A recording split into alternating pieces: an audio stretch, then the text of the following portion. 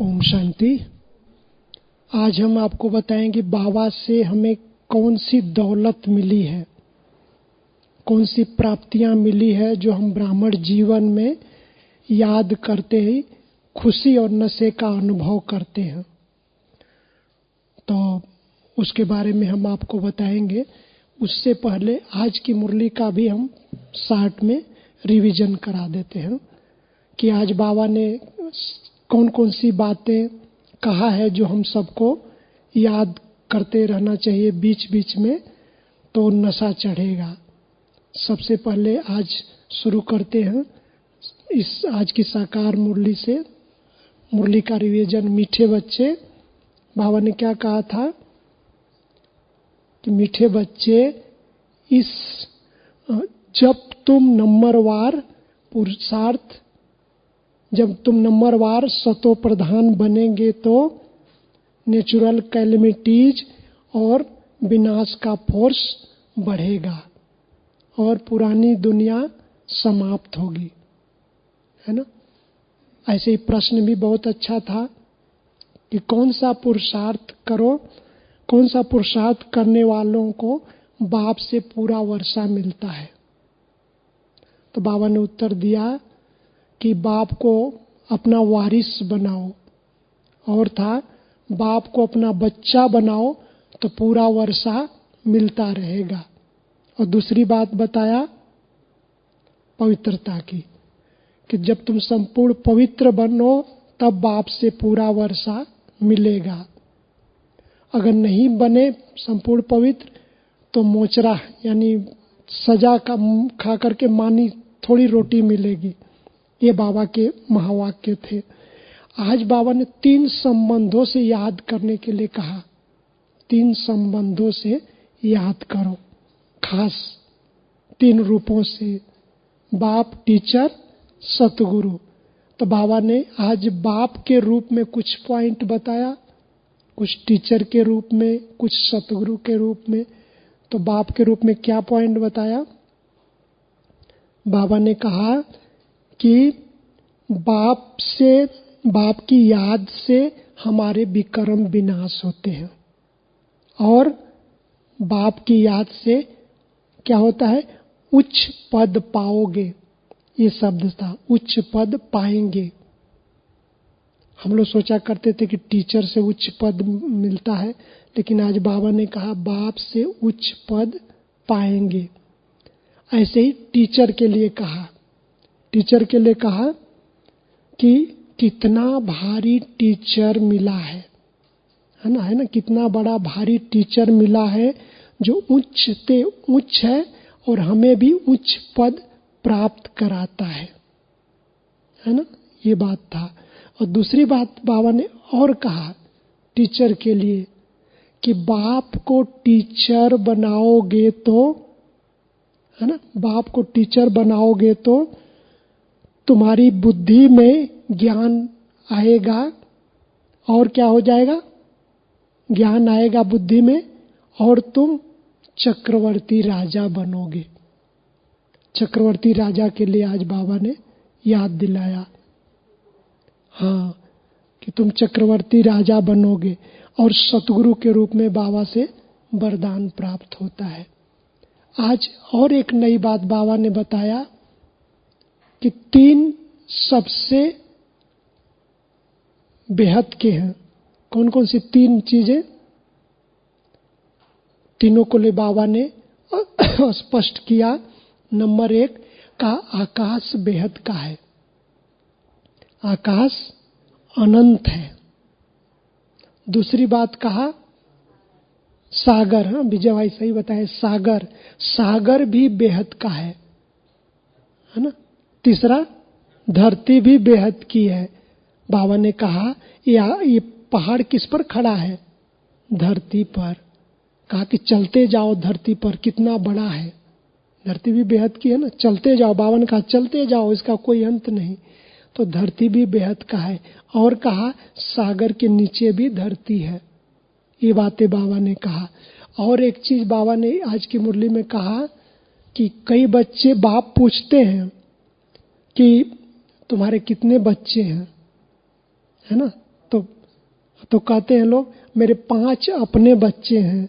तो बाबा ने कहा 6ठा बच्चा शिव बाबा को तो बनाओ, है ना, 6वां बच्चा शिव बाबा है। और आज के मुरली से वरदान क्या था? बहुत अच्छा वरदान था, माया जीत भव का, लेकिन उसका थोड़ा, हाँ, माया के विकराल रूप को साक्षी होकर देखने वाले ही माया जीत भाव। बाबा दीदी ने कितना स्पष्ट किया, साक्षी होकर माया के पाठ को, विकराल रूप को देखो तो विजयी बन जाएंगे, है ना। दीदी ने स्पष्ट किया ना, सुदेव दीदी ने एक एक पॉइंट स्पष्ट करती हैं। और दूसरा स्लोगन भी बहुत अच्छा था, आज की मुरली का स्लोगन था बहुत अच्छा, जो सहनशील है वो किसी के भाव स्वभाव से जलेगा नहीं, और व्यर्थ बातों को एक कान से सुन दूसरे से निकाल देगा। स्लोगन था ना। तो ये चीजें हम सबको बीच बीच में याद करना चाहिए, इससे बुद्धि में जैसे कि ज्ञान आता है ना, तो व्यर्थ बातें खत्म हो जाती हैं। अब मैं बताऊंगा बाबा से हमें कौन सी दौलत मिली है। हमने आज का क्लास यही चिंतन किया है कि बाबा से कौन सी दौलत मिली है, आपको भी काम आएगा, सुना सकते हैं। सबसे पहली दौलत बाबा से कौन सी मिली है? बाप मिला है। सबसे बड़ी दौलत बाप मिल गया है ना। सबसे बड़ी दौलत बाप मिला है। तो सबसे बड़ी दौलत तो आपको नशे में लाना है कि कौन मिला है? बिगड़ी को बनाने वाला मिल गया है। और कौन मिला है? भाग्य विधाता मिल गया है ना, भाग्य विधाता। और कौन मिला है? पतियों का पति मिल गया है ना, कितना बड़ा भाग्य मिला है। और कौन मिला है? बाप टीचर सतगुरु मिला है। इसको नशे में लाना है कि कौन मिला है। बहुत बड़ी दौलत बाप मिला है। महाभारत में दिखाते हैं ना कि जब अर्जुन कृष्ण साथ में है तो अर्जुन गांडीव नहीं उठा रहा था, कहा मैं कैसे युद्ध करूं? तो कृष्ण ने कहा अरे युद्ध करो, मैं तुम्हारे साथ हूं ना, विजय तुम्हारी है। तो देखो बाप मिला है तो कितना नशा मिल जाता है ना, नशा चढ़ जाता है। हमारी माताएं कहती बाबा मिला है ना, पतियों का पति मुझे मिला है, तो नशा चढ़ता है ना। तो बाबा ने कितना अच्छी चीज दे दिया, बाप मिला है। और इसीलिए बाबा कहते कि माताएं कहती मेरा बाबा मीठा बाबा, आओ बाबा। तो बाबा भी खुश हो जाता है कि बच्चे प्यार से मुझे याद करते हैं।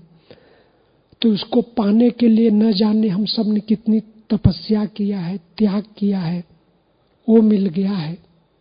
और वो कह भी रहा है कि मैं तुम्हारा हूं, मैं तुम्हारे लिए हूं, मैं तुम्हारे साथ हूं। हमारी सारी शक्तियां, खजाने, वरदान सब तुम्हारे लिए है। ये बाबा के महावाक्य है। और बाबा कहता है मैं इंतजार करता हूं कि कब बच्चे मेरी सेवाएं लें। देखो बाबा भी इंतजार करता है। कई बार हम लोग को पता नहीं होता ना, तो हम कहते हैं बाबा को बता तो दिया, लेकिन बाबा का महावाक्य है कि बच्चे मुझे यूज तो करो, है ना। यूज करना भूल जाते हम, सोचते बाबा बड़ा कैसे यूज करें। सूरज भाई कई बार क्लास में कराते हैं ना, बताते हैं अरे बाबा को यूज तो कर लो। बाबा इंतजार करता है कि कब मेरे बच्चे मेरे से सेवाएं ले। हर एक को अलग अलग अनुभव होता है, हमें भी इसका अनुभव है। तो इंतजार करता है कि कब बच्चे मेरी सेवाएं ले। आपको एक अनुभव सुना देता हूँ, उपेंद्र भाई का, कुशीनगर का। वो भाई मुझे मिला आज से कोरोना काल से पहले 2019 में। अब वो भाई कहा कि सबसे बड़ी परीक्षा आई कि मेरे पिताजी की डेथ, माताजी अकेली, अब बड़े घर का मैं हूँ तो परिवार की जिम्मेवारी। मैं बहुत उदास हो गया जीवन से। सोचा भगवान की खोज के लिए मैं सब जगह जाऊंगा, कहाँ कहाँ बड़े बड़े तीर्थ स्थान है। तो सबसे पहले वो कलकत्ता गए स्वामी विवेकानंद मठ पर कि मुझे ये ज्ञान मिल जाए कुछ। वहाँ उनको संतुष्टि नहीं हुई। फिर वो उपेंद्र भाई वहाँ से बॉम्बे आया, शिरडी साईं बाबा के पास, वहाँ भी उसको संतुष्टि नहीं हुई। फिर वहाँ से चला, वो कहा कि यहाँ भी संतुष्टि नहीं हुई। फिर दिल्ली जाता है राधा स्वामी सत्संग में, वहाँ भी जाके गया, वहाँ भी संतुष्टि नहीं हुई। कहा मुझे कुछ अधूरा लग रहा है, नहीं ज्ञान अच्छा नहीं लग रहा। वहाँ राधा स्वामी में मेडिटेशन सिखाते। फिर वहाँ से, अब वहाँ से निकल गया, अब वो वहाँ से चल करके फिर गोरखपुर पहुँचता है गुरु गोरखनाथ के मंदिर में, ताकि वहाँ भी कुछ ज्ञान प्राप्त हो जाए। वहाँ भी हठ योगियों का मंदिर है, सन्यासी लोग रहते हैं, हठ साधना चलती है। तो वहाँ भी उसको संतुष्टि नहीं हुई। फिर उसको पता चला किसी ने कि माउंट आबू जाओ, ब्रह्मा कुमारी संस्था में। वो आया यहाँ पांडव भवन में, जब देखा तो कहा यही सत्य ज्ञान हम ढूंढने के लिए पिछले 2 सालों से मैं भटक रहा था। तो देखो सबसे बड़ा खुशी उसको बाप मिल गया। आज कहता है अब मैं जुड़ गया हूँ कुशीनगर सेवा केंद्र से, लेकिन यहाँ आकर के मुझे वो चीज प्राप्त हुआ, बाबा मिल गया। तो कितनी बड़ी प्राप्ति हो गई। तो कौन मिला है? बाप मिला है। अब दूसरी हमें कौन सी दौलत मिली है? दूसरी बाबा से दृष्टि रूपी दौलत। दृष्टि रूपी दौलत कैसे? क्योंकि सबसे बड़ी कि बाबा की दृष्टि हम पर पड़ी। पहला पहला मिलन को हम सब याद करते हैं ना, तो खुशी होती है कि जब मैं पहली बार बाबा से मिला था तो क्या उमंग उत्साह था, क्या नशा था। बाबा याद दिलाता ना कि नशा में लाओ कि जब पहली बार आए तो कैसा नशा था। तो मैं भी आज याद कर रहा था कि क्लास कराना, तो उसको भी याद कर लूं कि जब मैं ओम शांति भवन में 93 में आया 18 जनवरी को, तो बाबा ओम शांति भवन में दादी गुलजार जी के तन में आए। मैं नीचे बैठा था और बाबा की दृष्टि मुझ पर पड़ी। पहले तो दादियों के ऊपर पड़ी, बड़े भाइयों के ऊपर, फिर बाबा की दृष्टि नीचे बैठे थे मुझ पर पड़ी। जैसे दृष्टि पड़ी तो हमारे आंखों पर जैसे कि लाल लाइट चलने लग गई, और लाल लाइट घूमती रही। मैं बाबा को नहीं देख पा रहा था। लाल लाइट चलते चलते 1 मिनट तक चलती रही। ये बाबा की दृष्टि की कमाल थी। मेरे जीवन का पहला अनुभव रहा बाबा मिलन का, कि वो लाल लाइट से जैसे मुझ आत्मा के जन्म जन्म के विकर्म, पाप, विकार सब जैसे नष्ट हो गए। फिर एकदम शरीर लाइट हो गई, ब्रेन एकदम हल्का हो गया। तब मुझे लगा कि ये सुप्रीम शक्ति कितनी पावरफुल है कि ये लाइट हमारे चेहरे पर ही घूमती रही, और लोगों के पास भी घूमी होगी। मैं बाबा को नहीं देख पा रहा था। जब घूमने के बाद 1 मिनट के बाद वो लाइट खत्म हो गई, फिर मैं बाबा को देखता रह गया। तो मैंने कहा देखो बाबा की दृष्टि में कितना कमाल है।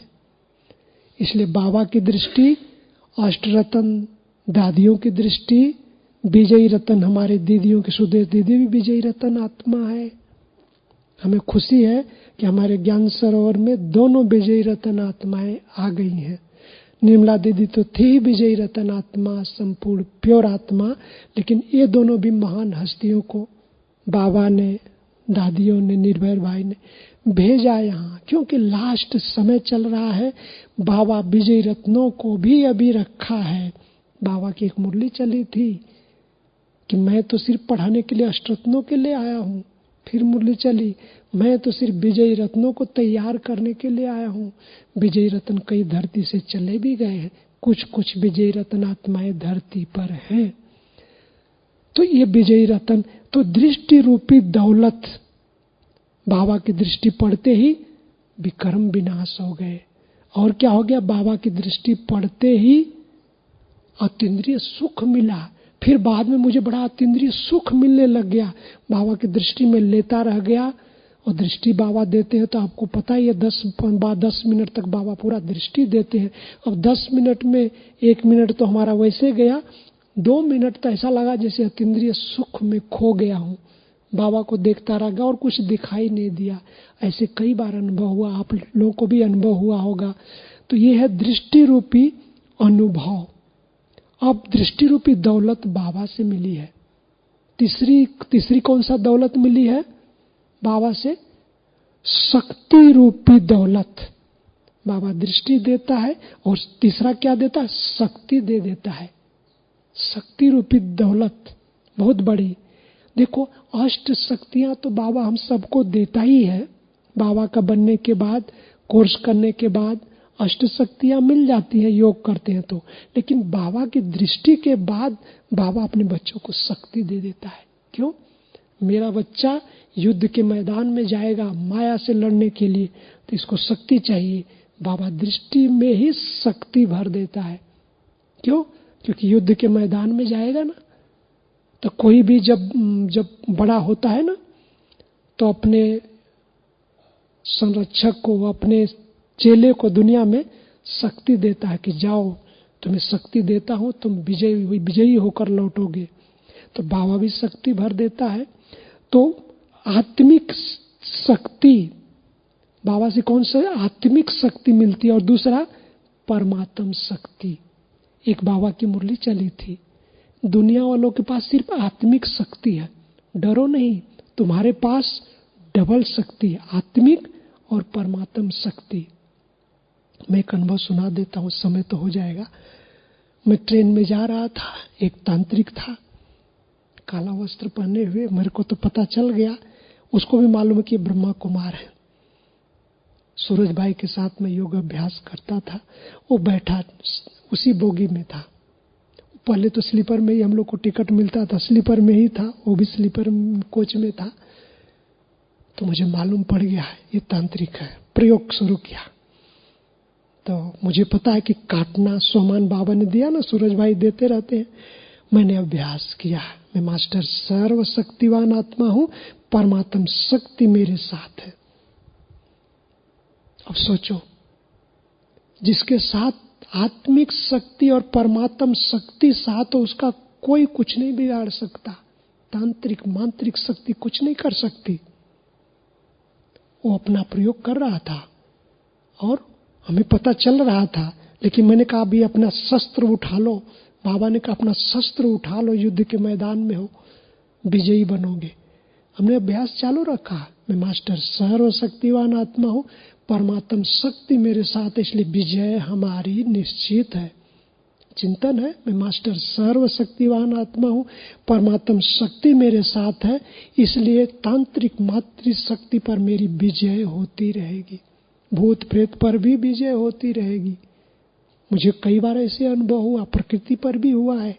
तो बहुत खुशी हुई। वो व्यक्ति थोड़े देर में शांत हो गया। मैं समझ गया, क्योंकि वो लोग कुछ करते हैं ना ऐसे, तो मालूम पड़ जाता है। अब देखिए, शक्ति रूपी दौलत। तो बाबा ने एक महावाक्य बड़ी अच्छी उच्चारित किया, मुझे याद आ जाता है कि जब तुम्हारे बुलाने पर भगवान आ जाता है, तो क्या तुम्हारे बुलाने पर शक्तियां नहीं आ जाती हैं? तो ये ओम शांति भवन में मुरली चली थी, तो मैं डायरी में लिख के रखता था ऐसे ऐसे महावाक्यों को। सूरज भाई कहते थे अच्छे अच्छे महावाक्यों को अपने पास रख लो, काम आएगा। तो ये मुझे बड़ा काम आता है। कई कहते हैं शक्ति, मुझे कमजोर शक्ति नहीं है। तो बाबा ने कहा जब तुम्हारे बुलाने पर भगवान आ जाता है, तो क्या तुम्हारे बुलाने पर शक्तियां नहीं आ सकती है? महाभारत में दिखाते ना, हाथ की ऐसे जो शक्ति चाहिए आ गई। तो अब अभ्यास करो, मैं मास्टर सर्वशक्तिवान, वो शक्ति का आह्वान करो, आ गई। तो ये, और इसके बाद मैं आगे बढ़ता हूं। चौथा, 3 दौलत मिली, चौथा दौलत बाबा से पवित्रता रूपी दौलत मिलती है। पवित्रता रूपी दौलत कैसे? बाबा ने जन्मते ही बाबा ने अपने बच्चे को पवित्र भव योगी भव का 2 वरदान बाबा दे देता है। हम सबको अनुभव है ना, सेंटर पे जाते हैं, कोर्स करते हैं, योग लगाना शुरू करते हैं, बाबा ने तथास्तु कर देते हैं। पवित्र भव योगी भव का वरदान। बाबा ने मुरली बहुत चलाई है, पवित्रता का बहुत बड़ी दौलत मिली है। बाबा ने मुरली बहुत चलाई। मैं आपको शार्ट में बता देता हूं कि पवित्र संकल्प ब्राह्मणों की बुद्धि का भोजन है, पवित्र दृष्टि ब्राह्मणों के आंखों की रोशनी है। पवित्र कर्म ब्राह्मणों का विशेष धंधा है और पवित्र संबंध संपर्क ब्राह्मण जीवन की मर्यादा है। अब मैं बताऊंगा पवित्रता के लिए तो बहुत मुरली चली है, आगे बढ़ जाता हूं। दीदी मनमोहिनी जी पवित्रता की मूर्त थी। दीदी मनमोहिनी जी के लिए कहते ना, अधर कुमारी होती, प्यूरिटी में नंबर 1 थी। मुरली लिखती थी डायरी पेन रख करके और योग करती थी और प्यूरिटी में आगे दादियां सुनाया करती थी, भाई प्यूरिटी में अगर थोड़ा सा मधुबन में जोर से हंसा पकड़ लेती।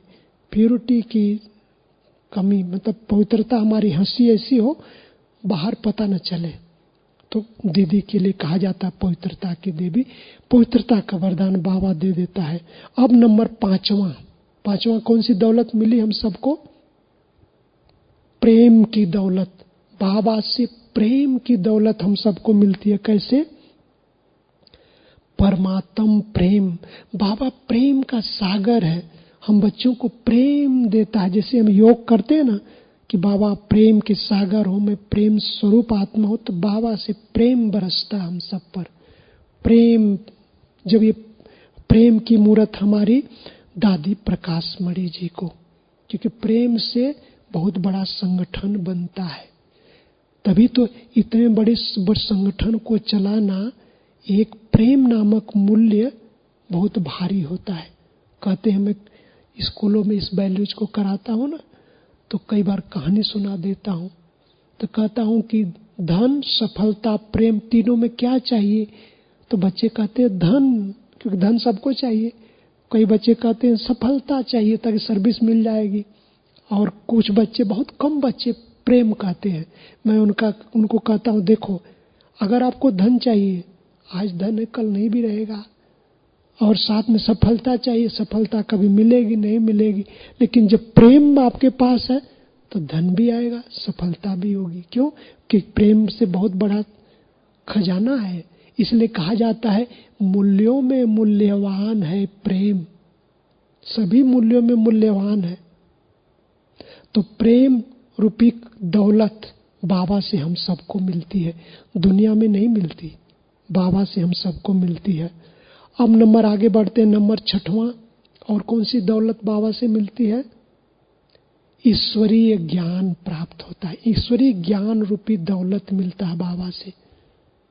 ईश्वरीय ज्ञान, जिस ज्ञान के लिए कहा जाता है कि सृष्टि के आदि मध्य अंत का बाबा से हम सबको ज्ञान प्राप्त होता है। बड़े बड़े फिलासफर को भी नहीं प्राप्त है ये, क्योंकि उनके भाग्य में नहीं है। तो हम सबको कितना बड़ा दौलत मिला है? सृष्टि के आदि मध्य अंत का ज्ञान प्राप्त है।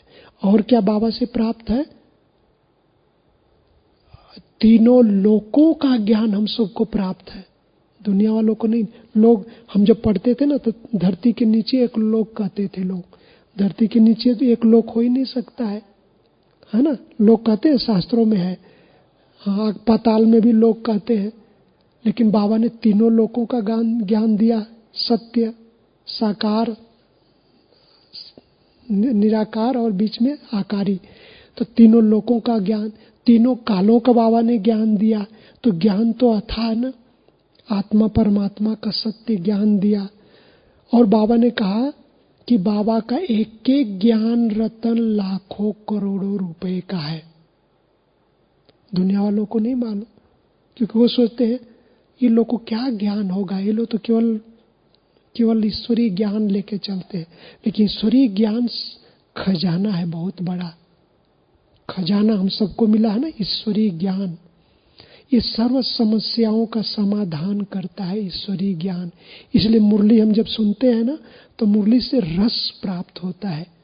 और हमारी दीदी सुदेव दीदी तो मुरली में रस भर देती हैं। पहले आते ही क्या करती हैं? मुरली का सार सुना देती हैं। कल सुना रहे थे ना, परसों मुरली में था, कल भी था, आज भी मुरली में था। हाँ, इसलिए बाबा ने ज्ञान की बुलबुल दीदी को कहा है। तो उनको चिंतन चलता रहता है, हम लोग भी उनसे सुनते हैं ना, तो हम लोग को भी नशा चढ़ता है कि देखो कितना अच्छा दीदी ने सुनाया, काम कटारी चलाने से भी काला बन जाते हैं ना।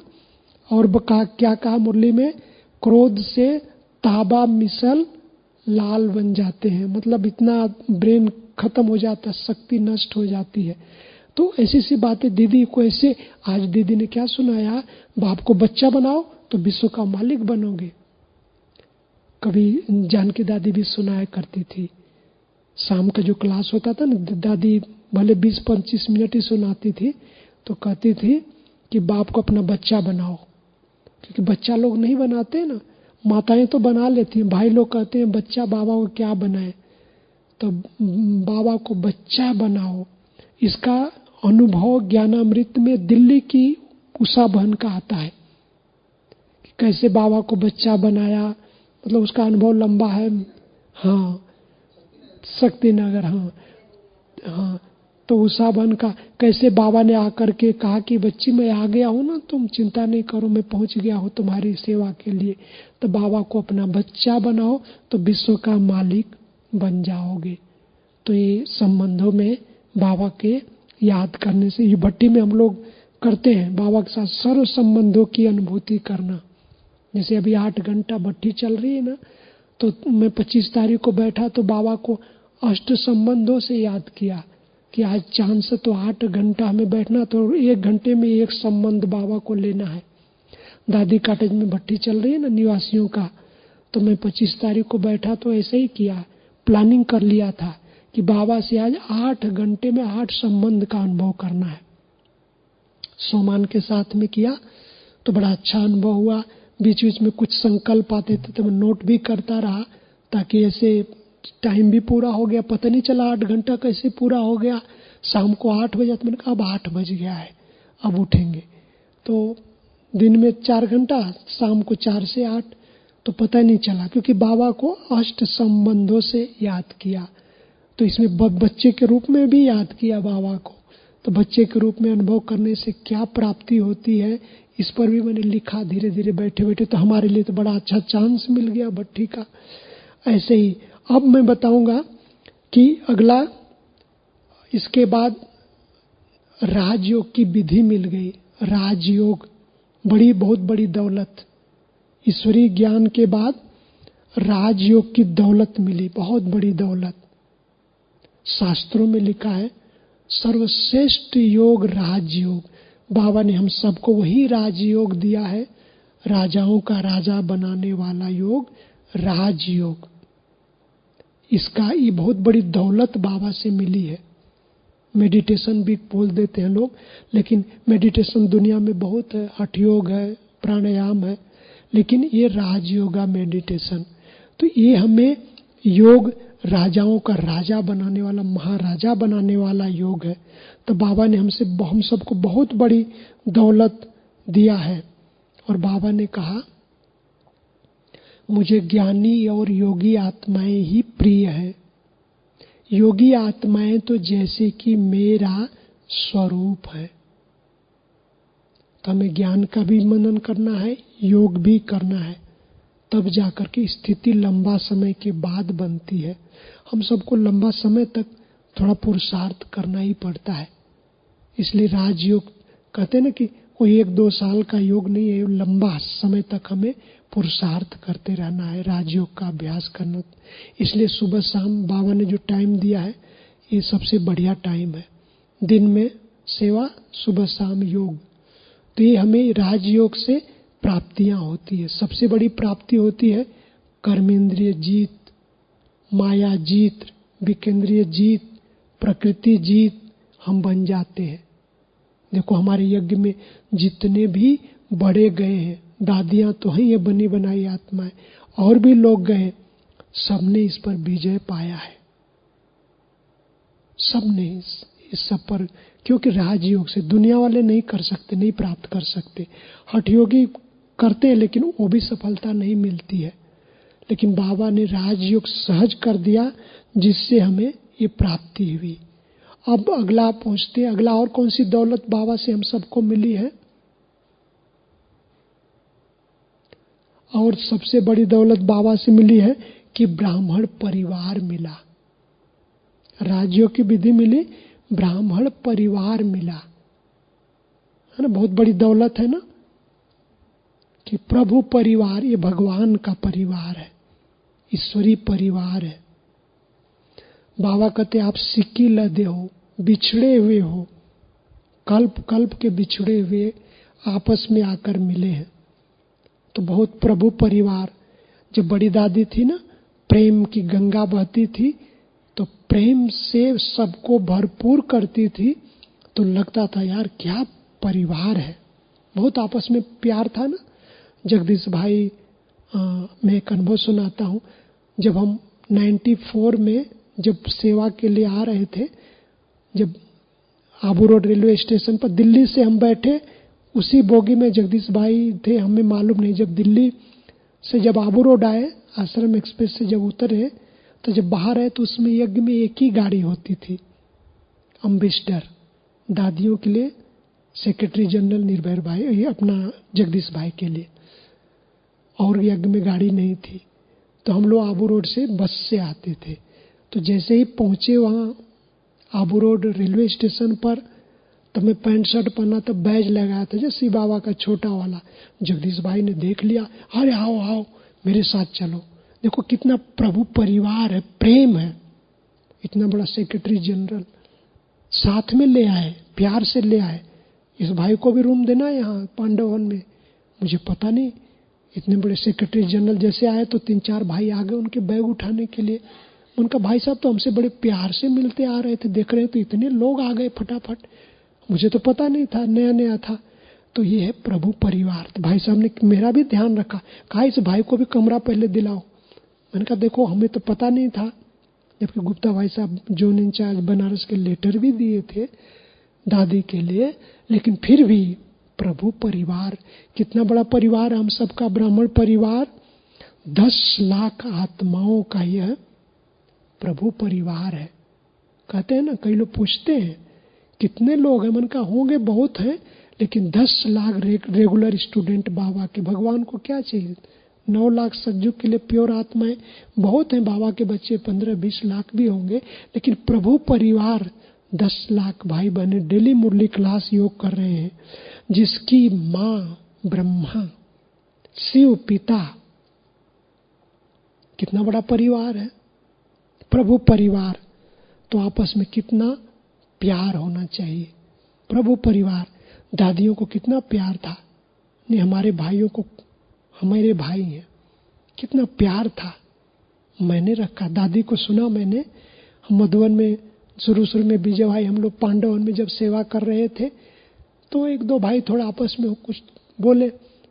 दादी ने कहा मैंने रखा है, मेरी जिम्मेवारी है पांडवों की। तो मैंने कहा देखो दादी का कितना बड़ा दिल है, प्रेम की मूर्त है ना, प्रेम का सागर से बाबा। तो दादी तो प्रेम की मूर्त, मैंने रखा है इनको, ये मेरे बाबा के बच्चे मेरे हैं। तो ये प्रेम मतलब कितना बड़ा परिवार है। अब अगला दौलत कौन सी बाबा से मिली?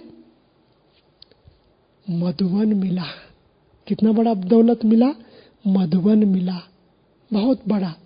3 स्थान मधुबन हो गया, पांडव वन, ज्ञान सरोवर, शांति वन। मधुबन मिला, बहुत बड़ा दौलत मिली, मधुबन मिला। पता है मैं उड़ीसा में गया था, खास सब जोन नवरंगपुर डिस्ट्रिक्ट में, खास उनके जोन में, सब जोन में बुलाया था स्कूल कॉलेजों की सेवा के लिए। डिमांड करते हैं विद्यालय के प्रिंसिपल, तो उन्होंने बुलाया था। तो कुछ तो यहाँ आ चुके हैं, कराया वहाँ अलग अलग वैल्यूज पर। तो मुझे खुशी हुई, और बड़े खुश हो रहे थे कि कह रहे थे कि मैंने जगन्नाथपुरी में जाता था कि मुझे एनर्जी मिलती है, शक्ति मिलती है। फिर मैंने महाकालेश्वर मंदिर में जाता था, वहाँ एनर्जी मिलती थी, जाता था। लेकिन जब मधुबन आया तो देखा यहाँ तो बड़ी एनर्जी है। मैंने कहा देखो मधुबन विश्व का सबसे पवित्र स्थान है, जहाँ पर स्वयं ब्रह्मा बाबा ने तपस्या किया है। युग पुरुष ब्रह्मा बाबा ने जिसको शास्त्रों में आदि योगी कहा गया है, उससे बड़ा योगी संसार में कोई नहीं है। आदि योगी ब्रह्मा बाबा ने तपस्या किया है, वो स्थान सबसे विश्व का एनर्जी वाला स्थान है और साल में आपको एक बार जरूर आना चाहिए। तो वहाँ के भाई बहने बीके भाई बहने भी थे और भी लोग थे। कहाँ, इसीलिए हम लोग मधुबन में एक बार जाते हैं तो रिफ्रेश हो जाते हैं। मैंने कहा देखो हमारे दादियों ने, बाबा ने, दादियों ने, बड़े भाइयों ने नियम बनाया, साल में सब जो उनको टाइम देते हैं ना, आओ सेवा करो, 15 दिन 10 दिन रहो, सेवा करो, अपने जोन में ग्रुप लेके आओ, 20,000 25,000 लोग आते, सबका पुण्य जमा होता है। मधुबन महायज्ञ है ना, तो देखिए बहुत बड़ा क्या मिला, दौलत मधुबन मिली। तो उन्होंने कहा हाँ एनर्जी तो है। मैंने कहा दूसरा एनर्जी ज्ञान सरोवर। कैसे? स्वयं बाबा चल करके पूरा प्लाजा तक जा करके दृष्टि दिया और क्या दिया, वरदान दे दिया पूरे चारों तरफ। एक ही बार आया ना बाबा ज्ञान सरोवर में, लेकिन इसको चार्ज कर दिया 18 जनवरी 94 को, 95 में। देखो इसको भर दिया एकदम से। ऊपर लिखा ना वरदान लिखा हुआ ऊपर, हिंदी इंग्लिश दोनों में, मैं पढ़ता रहता हूँ। देखो कितना बड़ा दौलत मिली, मधुबन मिला, इससे बड़ा 4 धाम मिल गए। बाबा ने जब 4 धाम की महिमा किया ना, तो लोग आना शुरू किए। नहीं तो शांतिवन आते थे तो पांडवन में कौन जाएगा, ज्ञान सरोवर में यहीं से चले जाते थे। तो बाबा ने महिमा कर दिया, 4 धाम कोई साधारण नहीं है, 4 धामों की महिमा कर दिया। बाबा के कमरे में जाओ, योग का स्थान है। बाप समान बनना हो तो बाबा के कमरे में बैठ जाओ, यहीं से बैठ जाओ बुद्धि से, दिव्य बुद्धि से। बाबा की झोपड़ी में जाओ, रूहान करो, उस सेवा का स्थान, बाबा से बातें करो, सेवा का प्लान पूछो। बाबा के हिस्ट्री हॉल में चले जाओ, जहाँ स्वयं बाबा आकर के महावाक्य उच्चारित किए। कितना स्थान पावरफुल हो गया है, वहाँ व्यर्थ संकल्प चलेगा ही नहीं। शांति स्तंभ पर कहा कि शक्तिशाली बनना हो तो वहाँ आ जाओ। तो कितना 4 धाम मिला मधुबन। और लास्ट एक और है, और कौन सा दौलत मिला हम सबको, यज्ञ सेवाएं मिल गई। बाबा ने यज्ञ सेवाएं दे दिया हम सबको, यज्ञ सेवा सभी को दे दिया। स्थूल सेवाएं करो, सूक्ष्म सेवाएं करो, यज्ञ सेवा से अपना पुण्य जमा करो। हम लोग शुरू में आते थे 20-25 हजार का, मैं जब नीचे भोजन देने जाता था तो योग में नहीं जा पाता था, तो सेवा करते थे। मैंने कहा चलो सेवा मिला, इससे पुण्य जमा होगा, करते थे हम लोग। 25-25 हजार का भोजन बांटने में जाता था, शांतिवन में संभालता था, बाद में समर्पित कराया और भाइयों को तो बांटते थे। तो मैं योग नहीं होता था शाम को, मतलब कोई बात नहीं, बाबा मुझे याद कर लेगा, करते थे। हाँ नीलेश भाई, हम लोग भोजन रखते थे डाइनिंग में, तो 1200 लोग यहाँ ज्ञान सरोवर में भी थे ना, तो हम 2-3 डाइनिंग में थे, सब रखते थे पतेला पतेला। कहते थे कोई बात नहीं, जब योग करना बाबा मुझे याद कर लेगा। तो सचमुच में होता था ना। तो देखो मिल गए चांस। तो शुरू में मेहनत करो। विजय भाई शुरू में बहुत मेहनत किए, पांडव वन में दूध की सेवाएं में देखा करता था। योग का टाइम नहीं मिलता, लेकिन नहीं, सेवा करना पहले, पुण्य जमा होगा। दुआएं तो सबसे बड़ा हमें पुण्य यज्ञ सेवा से मिला है ना, ये भी बहुत बड़ी दौलत मिली ना। ये सबसे बड़ी दौलत है यज्ञ सेवा करना। कई लोग सोचते हैं कि ये योग करने, लेकिन योग नहीं लगेगा तब, जबकि यज्ञ सेवाएं करेंगे तब योग लगता है, क्योंकि यज्ञ सेवाओं का भी मार्क्स जमा होता है। और लास्ट ब्रह्मा भोजन मिलता है ना। बहुत बड़ी दौलत है ना। दुनिया में कहते हैं ना कि आप लोगों को तो ब्रह्मा भोजन मिलता है। मैंने कहा हाँ, जिस ब्रह्मा भोजन के लिए देवताएं भी तरसते थे। तो कितनी बड़ी दौलत बाबा से हम सबको मिली। मैंने 11 निकाला है ना, 11वां है ब्रह्मा भोजन। सबसे ये भी लास्ट ये दौलत मिली कि ब्रह्मा भोजन हम सबको मिलता है, ब्राह्मणों के हाथ का बना हुआ। तो ये बहुत बड़ा पुण्य जमा होता है, जिस भोजन से तन मन धन सब स्वस्थ होते हैं। ठीक है, समय हो गया, पूरा करेंगे। ओम शांति।